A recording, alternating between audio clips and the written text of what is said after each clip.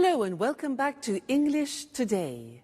This is DVD 8 and the fourth DVD of your elementary level. And in this DVD, you will see another 2 episodes of That's Life, our story, followed by our special TV programs. This time, a sports expert will be talking all about rugby, followed by air travel without stress, featuring our travel expert. Then, in the grammar section, we will study the future forms will and going to, and also look at special question forms and question tags. Okay, so happy studying to you all.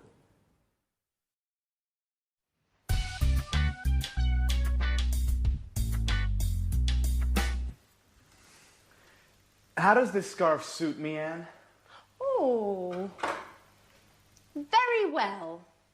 You look fine. Really? I'm not sure. Look, maybe this one looks better? Don't panic, Peter. Everything is going to be all right tonight. I don't know. Actually, I have a sore throat. And I'm losing my voice. I'll sing badly tonight. I'm sure of it. Come on, Peter. You will sing very well. You are a professional singer. Don't forget it. Well, I'm going to have some tea. Would you like some? Thank you, Anne. I would really like a cup of tea, if it's not too much trouble. No, not at all. I'll just add some water to the pot. A cup of tea and my chocolate cake will keep your mind off the musical. For 5 minutes, at least. Shall I give you a hand? Oh, yes, thanks. Here is the cake.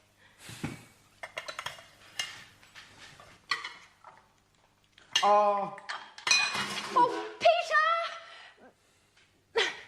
Okay, listen. I know you are nervous, but try to be careful, please. I'm sorry, Anne. Listen, how do you think the musical will go? I think it will go very well. Grease is considered a classic musical. It's successful, entertaining. There will be loads of people clapping. Do you really think so? Sure I do. Hey, Peter, what time does the show start? At 9 o'clock. How are we going to get to the theater? I'm going to drive. I don't think that's a very good idea. Why not? Because parking there is almost impossible. Okay. We'll take the tube. That's a much better idea. When should we leave? Around 8:30? No, that's too late. Okay. We'll leave earlier. Oh, I'm so sorry, Anne. Oh, Peter! You're hopeless. Okay, listen. I think you need to relax a bit. Why don't you go and take a nap? I can't sleep. I'm too nervous. Okay. Why don't you rehearse your part again? I can't. I can't remember anything. Okay. Go wherever you want. Just, please, leave me alone. Please.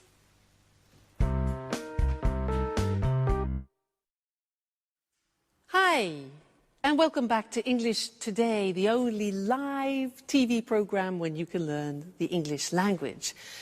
Did you see that Peter dropped chocolate cake and tea all over the table and Anne didn't really react? She's becoming more tolerant, isn't she? Great.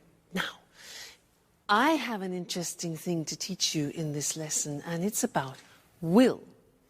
Now, people usually think that will, the future will, is very easy in English. But it isn't that easy. And in this lesson, I want to look at a particular use of will. Now, watch this. Listen. Imagine that I'm in Oxford Street in London shopping. I stop outside a shop and I see a beautiful dress. And I think, I like that.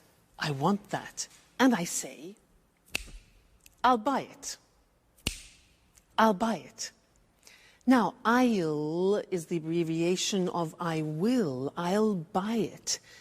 We use this form when we make a spontaneous decision. It's nothing planned. It happens spontaneously. It's called in English a snap. Snap decision. All right? Let's continue. So, I see the dress and I think, I'll buy it. Great. Then I look at the price. 1,500 euro. Crikey. And I think, I won't buy it. Negative of will. I won't buy it. But then I think, now wait a minute. I haven't bought myself anything lovely for a long time. Maybe my boyfriend can help me. So I decide I'll buy it. I go into the shop, I talk to the shop assistant and I say, that dress, I like that dress. Can I try it? She says, yeah, sure. So I put it on, look at myself in the mirror and think, fantastic. I'll take it. So I go to the shop assistant and I say, I'll take it. She says, fine, madam. How would you like to pay? How would I like to pay? Cash? Must be joking. Cash, 1,500 euros, cash. No. Credit card. Yes, exactly. I'll pay by credit card, okay? I'll pay by credit card. So, in my bag, here's my bag. Oh no, I left my credit card at home.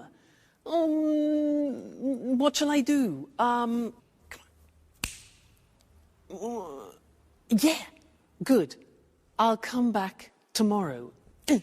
I'll come back tomorrow, okay? And she says, that's fine, madam, that's fine, don't worry. She says, yeah, I'll put it aside for you, madam. I'll put it aside. And I'll say, great, thank you so much. Don't worry, I'll definitely come back tomorrow. Okay, now, all those were examples of snap decisions, spontaneous decisions, and that happens many times in a day. So, let's look at the form together. We have I will contracted to become I'll. Look at the examples. I'll try it. I'll take it. I'll pay by credit card. I'll put it aside for you. I'll make a bowl of pasta. And I'll come back later. So, snap, spontaneous decisions. I'll. All right? Now, the negative form we mentioned before, you heard me with the money, is won't. Be careful with the pronunciation. It's not want, it's won't. So the example is, I won't buy it. Or, I won't pay by cash. All right? So, will, won't. You can also ask a question in this situation of a snap decision, and you can say, shall I? Now that's a big change, because will in the question form becomes shall. So we say, shall I make a bowl of pasta? Or shall I help you? All right, that's the question form. So, I'll do it, I won't do it, Shall I do it? So those are snap decisions, very useful, very important, and not many people remember that use of will. Great. Let's go back and see how Peter's feeling, and then I'll see you later.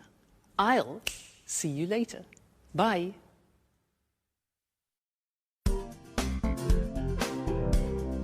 Hi, Anne. Hi, Peter.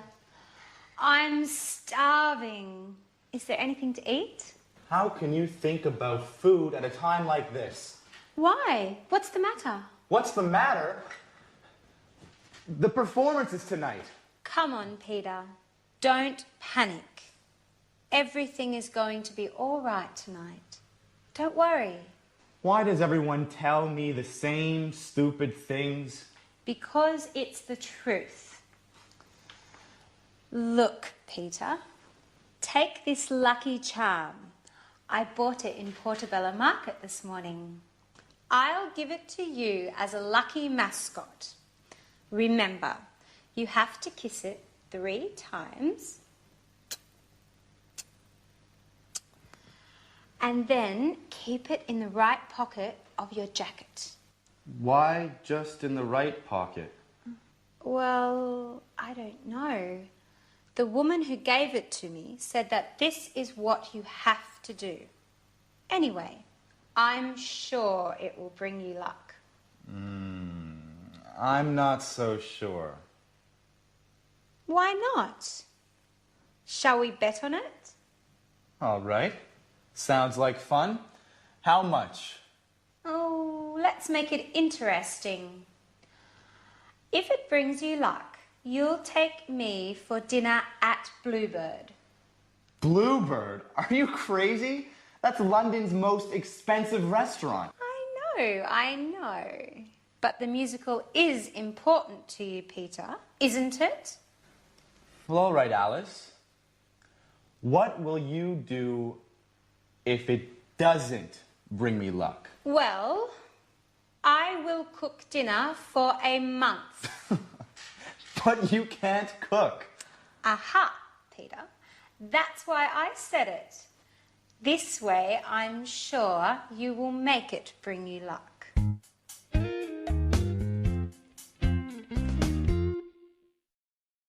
Hello again and welcome back. The most expensive restaurant in London. Good for Alice. Now, in this lesson, I want to look at the future again, but at a new form of the future, and it's the form going to. And in the episode, we heard Anne say, everything's going to be all right. So I want to look at that form with you now. And to illustrate it, I want to tell you about something wonderful that happened to me. I've just won, in fact, 20,000 euro. And I have to decide what to do with this money. And I have a few intentions, so let me tell you about them. Firstly, I'm going to relax for a few days in a spa, hopefully with my boyfriend. Relax in a spa, hot water, you know, wonderful. Then I'm going to visit some old friends in Canada that I haven't seen for a long time, so that's good. Then what? Yes, then a dream. I'm going to travel around Turkey and I'm going to go in a hot air balloon over Cappadocia. Fabulous. Then what? I'm going to organize a surprise holiday for my parents in Egypt.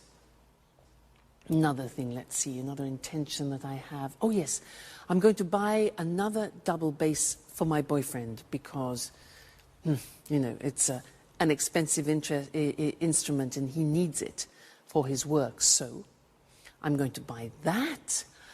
Then what? Oh yes, I'm going to buy another Jack Russell Terrier to keep Suki companion. And the last thing, well, I think I'm going to put the rest in the bank. All right? Now, I was explaining to you my intentions for the future. And when you do that in English, you use a particular form in the future, and it's going to. Let's look at that on the screen.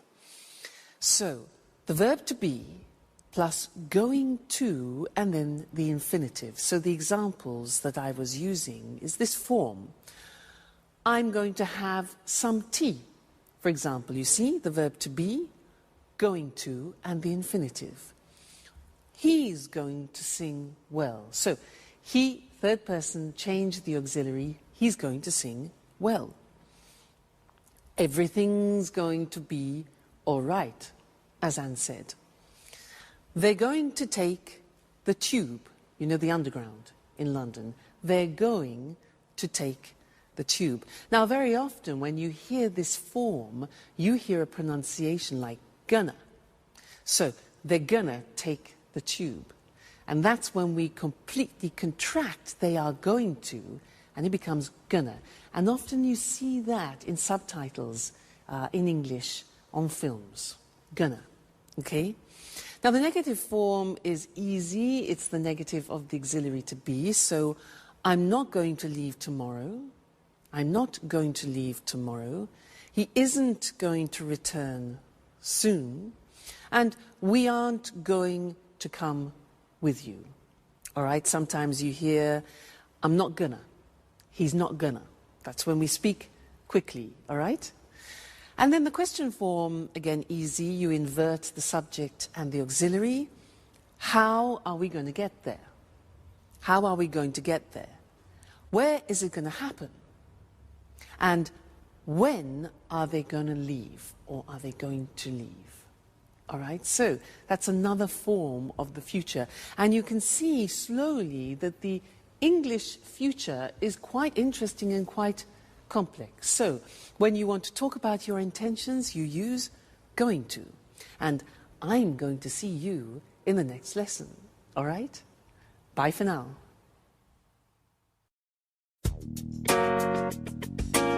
The musical was great, wasn't it? Yes, it was. Peter was excellent. Well, now let's think about the party. It's time for fun. Oh, by the way, who's coming to the party tomorrow? Well, David will be here. Mary, Paul, and Tom will be here as well. Everyone will be here. I wonder if Jack will be here. Jack? Why? He's leaving on a business trip tomorrow morning. He doesn't know exactly when he'll be back. Hey, girls. What are you talking about? Anne was telling me that you won't be coming to the party this evening. It isn't true, is it? Yes, it is. I'm afraid I can't. Business before pleasure. You never will change, will you? Excuse me. Hello? Oh, hi. I really don't have a choice. Listen, Jack, I was wondering if you really have to go away on business, or if you're not coming to Peter's party for some other reason. No, Sharon, I do have a business engagement.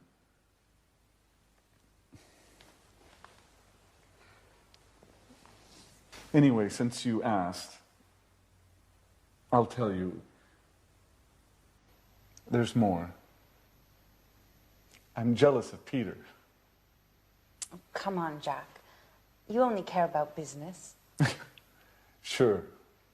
That's what they all say. But, you know,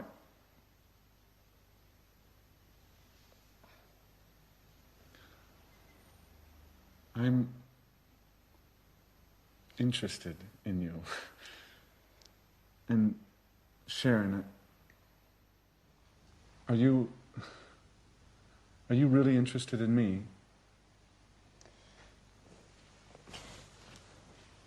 Anne, who are you talking to on the telephone? Mary. She wanted to know what time the party's going to start. I think it will start at about 9 o'clock, won't it? Well, girls, I have to go finish my presentation. See you later. Bye. Back to work. You'll never quit, will you? What a shame that Jack isn't coming. He's a very interesting person. I wonder if you're falling in love with him. Come on, you can tell me. Okay. But don't tell anyone. Yes. He's quite handsome.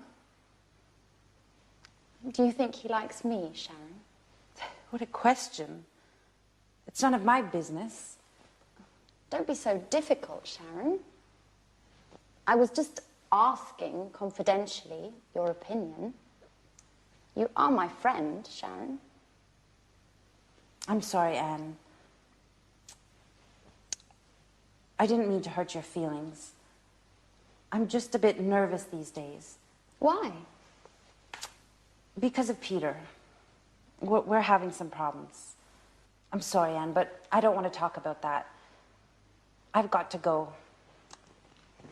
See you later. Bye-bye.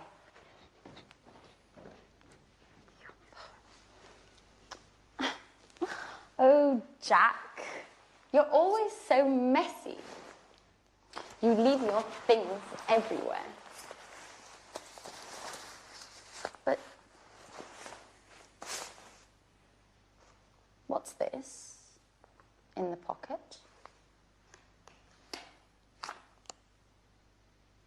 What? It's Jack and Sharon. And he's kissing her. Oh my God. Now I understand everything.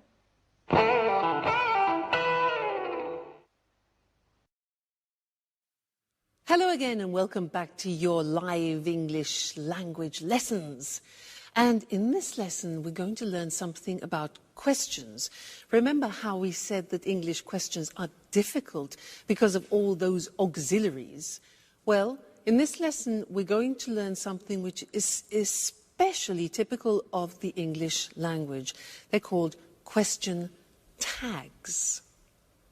Now, let me give you an example of a question tag. She's unhappy, isn't she? Let's look at that. So, she's unhappy, isn't she? Strange, hey? She's unhappy, isn't she? Now, it's not really a question asking you for information. It's more a question asking for confirmation, whether you agree. And usually the people agree. So, she's unhappy, isn't she? Yes, she is. Look at the construction. She's unhappy is in the positive form. And then we have the tag. It's called the question tag after, in the verb to be, but in the negative question form. She's unhappy, isn't she?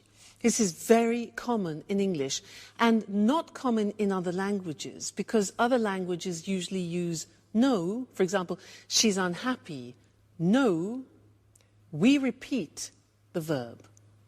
And because it's complicated now, let's go to the screen and see some more examples of that, okay? So, she's upset is like she's unhappy. She's upset, isn't she? You're a student, the verb to be, you're a student.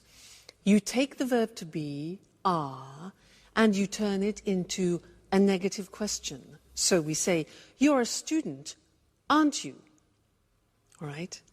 Next one. He's Brazilian, isn't he? Do you see the mechanism now? It's raining, isn't it? Again, I'm not asking for information, I'm asking for confirmation. They're watching television. They are watching, aren't they? They're watching television, aren't they? And you notice that my voice actually goes down at the end, so it's not like a real question where your voice goes up. We're learning, aren't we? You live in Italy now. Look at this example here. You live is the present tense, so we need the auxiliary of the present tense. of live, which is not the verb to be. So look how that works. You live in Italy, don't you? Negative don't. Auxiliary is do in the negative don't you. Interesting, hey? You live in Italy, don't you? If we change that into the third person, it becomes she likes English. What's the auxiliary? Exactly, does. In the negative, doesn't she? So she likes English, doesn't she? And the last example, they work at home, don't they? They work at home, don't they? All right, so it's not easy. You have to keep in mind the auxiliaries all the time. What happens if we begin with a negative sentence? For example, you aren't American. Well, then we use a positive tag. So, you aren't American, are you? Okay, aren't, are. She isn't a teacher. Is she? Negative, positive. He isn't watching TV, is he? They aren't playing today, are they?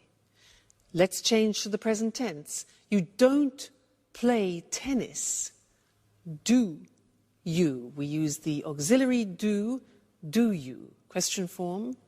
It doesn't work, does it? Third person. She doesn't like him, does she?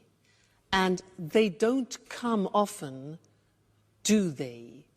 Now, you're probably thinking, God, that's really difficult. And it's not easy. It takes a lot of practice. But when you know your auxiliaries well, it becomes easier and easier. Okay, so don't worry, slowly but surely, as we say. Now let's turn to that's life, and our friends are having a party. Let's go and join them. Bye.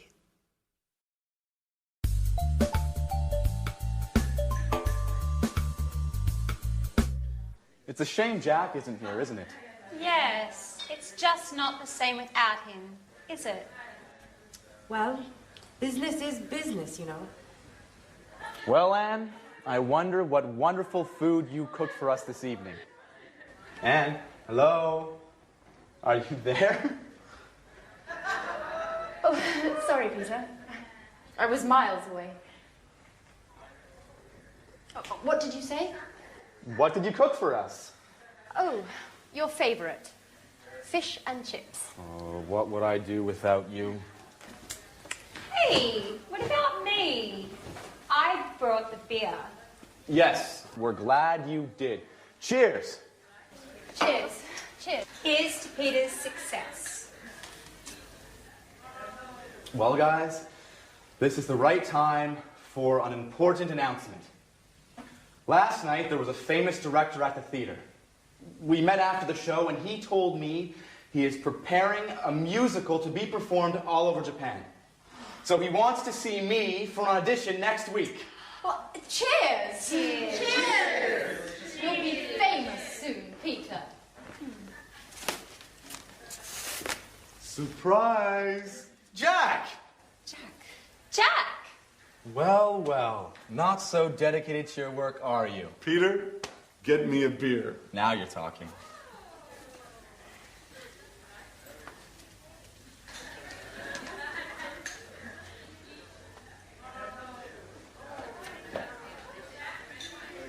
Hi, Anne. Is everything okay? Yes. No, Jack. Oh, everything's fine. It was just really a surprise to me.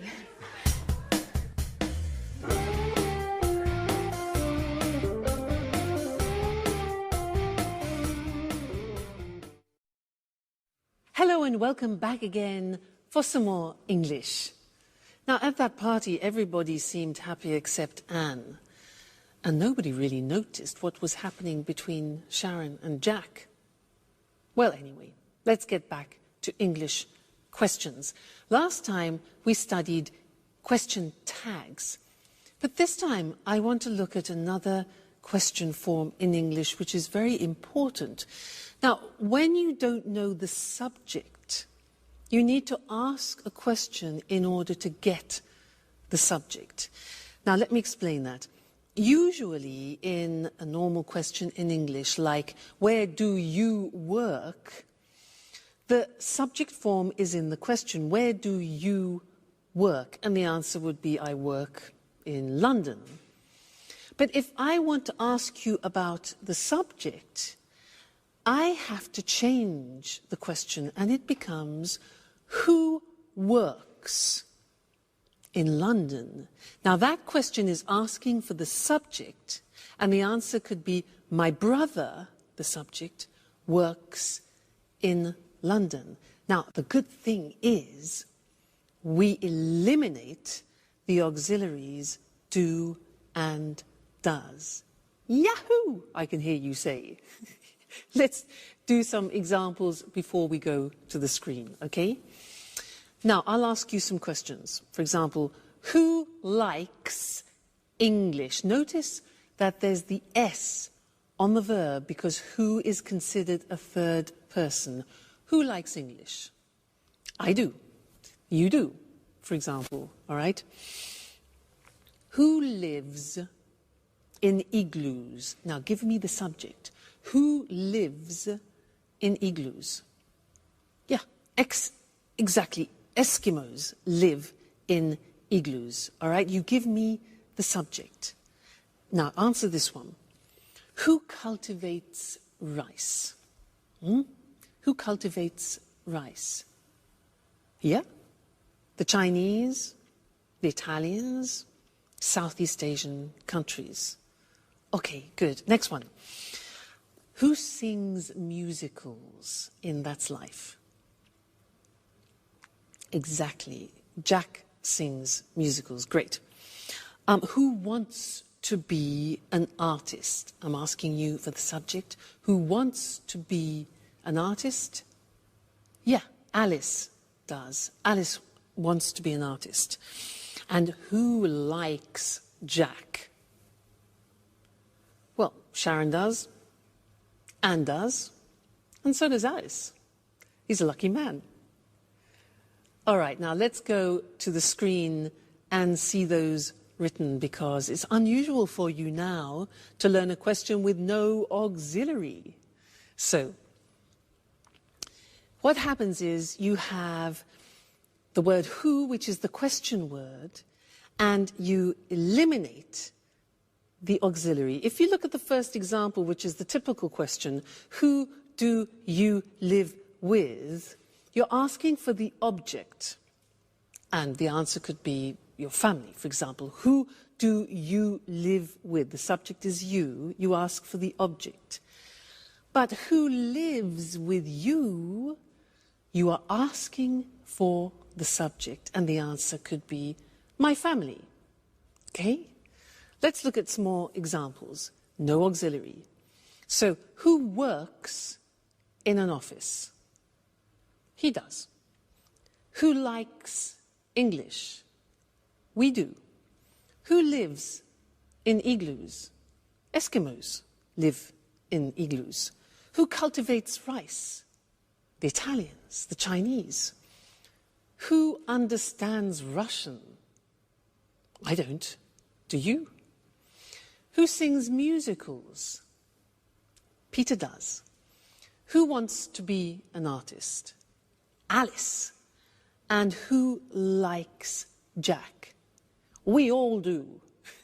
Okay, so very interesting this, and we will look at it again in the future. But remember, this is one occasion, the only occasion where you don't need auxiliaries in the question form when you're asking for the subject. So, who understands this? We do.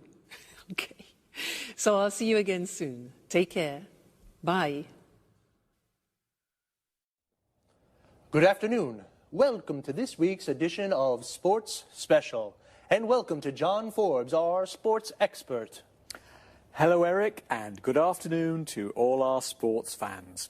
Well, John, which sport are you going to talk about today? Today, I'd like to talk about rugby. Fantastic! I'm a real rugby fan. I think it's a really exciting sport. John, a question. Where did rugby start? Well, you know, Rugby is a town in England near Birmingham. Yes? There's a famous school there called Rugby School. It's one of the oldest schools in England. It opened in 1567. Anyway, boys at this school started the game. Really? And where is rugby played today? It's played all around the world, but there are 8 main countries. These are Ireland, Wales, England, Scotland, France, Australia, New Zealand and South Africa. And it's becoming more popular today in Italy and Argentina. Who plays rugby? Mainly men, but there are more and more women's teams. Really? Women? That's a surprise. That's right. There are more than 400 women's teams in England today. I see. John, can you explain to our viewers how to play rugby? Of course. Remember, rugby's very different from soccer. The ball's oval like an egg. There are 15 players in a team and the players can carry the ball. In fact, the aim is to run fast with the ball in your hands. And what about a tackle? What's that? To stop a player of the opponent's team running with the ball, you tackle him. You catch his legs and pull him to the ground. That sounds dangerous. Yes, it can be. There are lots of injuries in rugby. It's a very physical game. And how do you score? Well, you run with the ball and put it down on the ground at the opponent's end of the pitch. Of course, your opponents do everything they can to stop you from reaching their end of the pitch. You score a try if you cross the try line and put the ball down on the ground. You can also score points by kicking the ball between the 2 goalposts. The goalposts are very high. If you do this, you score a goal. So, there are tries and there are goals. That's right. Just one more question. What are scrums? Scrums are special to rugby. Players from the 2 sides push against each other to try to get the ball. Scrums sound dangerous too. Yes, they can be dangerous, but it's fun. You know, I used to play rugby. Really? Yes, but I injured my shoulder and had to stop. I just watch now. Well, I sometimes watch a game on Saturday afternoons. How about coming along? Sure. How about next weekend? Great. Okay. Thank you, John. Goodbye. And goodbye to all our sports fans. See you next week for another edition of Sports Special. So, like in football, the group of players that play rugby together is called a team. In rugby, it's called a rugby team, and there are 15 players in a team. The players are called rugby players. Where do they play? On a rugby pitch. We also say a football pitch, which is where football players play football, and a cricket pitch, where cricket players play cricket. When we go to watch a rugby match, we go to a rugby ground. Well, as John said, rugby can be dangerous. In fact, there are lots of injuries in rugby. An injury is when you hurt or damage a part of the body. If a player has a serious injury, then he cannot play. To injure is a regular verb. For example, if you break your arm, you say, "I injured my arm." Why is rugby so dangerous? Well, it's a very physical sport. This means you use your body a lot, and there is a lot of contact with the other players. When a player tackles, he stops a player from the other team by pulling him to the ground. This is called a tackle. To tackle is the verb. The aim of a tackle is to get the ball. You can tackle in football too, but you can only use your feet to get the ball. In rugby, you use your whole body. What about a scrum? This is a term specific to rugby.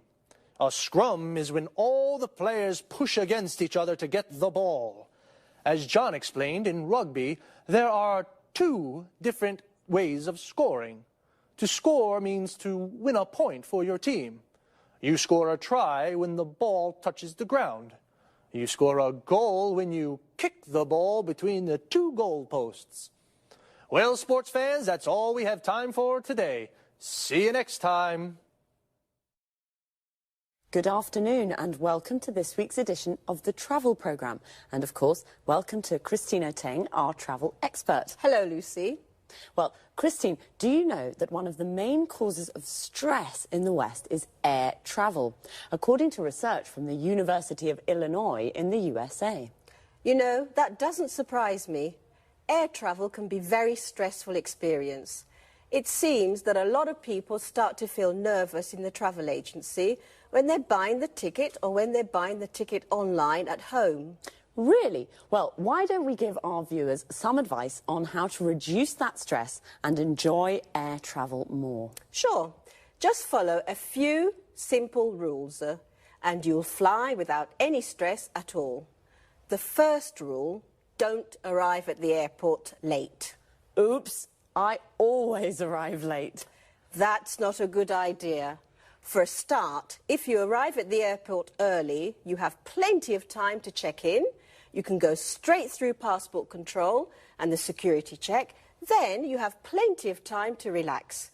You can do some shopping, have a drink, read a magazine or a book, all stress-free without worrying about missing the flight. You're right, Christine.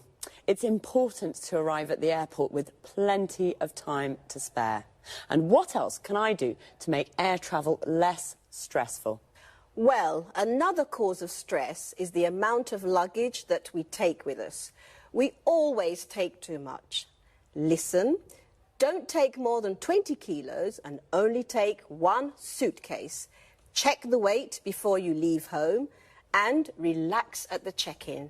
There's no need now to worry about excess baggage charges. It's always relaxing to save money. Definitely. And one last thing on the topic of luggage. Yes? Hand luggage. Take one small bag and don't put too much in it. Remember, you'll have to carry this around the airport. Good advice. You know, many people have a fear of flying. These people become nervous when the plane takes off and lands. Of course, I understand that people may feel nervous at these moments. They should remember that flying is the safest way to travel. So, relax and enjoy the flight. And you shouldn't look out the windows too much. Why not? Clouds are relaxing. But if you do feel nervous, you could try taking a tranquilizer. If you have a real fear of flying, they can help you relax. Don't take too many, though. Of course not. And try closing your eyes as the plane takes off and lands. Think of the beautiful place you're going to or the wonderful holiday you've just had. Well, how to enjoy stress-free air travel. Don't arrive at the airport late. Don't take too much luggage. After passport control and the security check, relax with a drink and something interesting to read. Or perhaps do some shopping. And once you're on the plane, remember that flying is the safest way to travel. So thanks, Christine, for this very useful advice, and goodbye. Goodbye, Lucy, and safe travelling. See you soon with another edition of the Travel Programme. Goodbye. Well, I certainly didn't know that air travel could cause so much stress. Air travel is the general expression for everything to do with flying. So the stress can even start when people buy their tickets at the travel agency or online. The travel agency is the place where you book a holiday or buy an air ticket. Online means you buy the ticket on the internet and you pay by credit card. To avoid stress, you should arrive at the airport with plenty of time to spare. To have plenty of time to spare means you have lots of time to relax. Notice how we say arrive at the airport, and relax is a verb. So you should arrive at the airport early so you can relax before the flight. If you arrive at the airport late, you could miss the flight. To miss the flight means you can't get on the plane and it leaves without you. Before you can get on the plane, you have to go through passport control. This is where you show your passport to an official. You have to go through the security check. This is where you put your hand luggage into the X-ray machine. Hand luggage is the bag you take on the plane with you. Luggage is the general word for suitcases and bags. A suitcase is a kind of bag where you put your clothes and shoes. Now, some people have a fear of flying. This means they're afraid of flying and they get nervous when the plane takes off and lands. When the plane takes off, it leaves the ground. And when a plane lands, it touches the ground again. So remember, flying is the safest way to travel. See you soon. Bye-bye.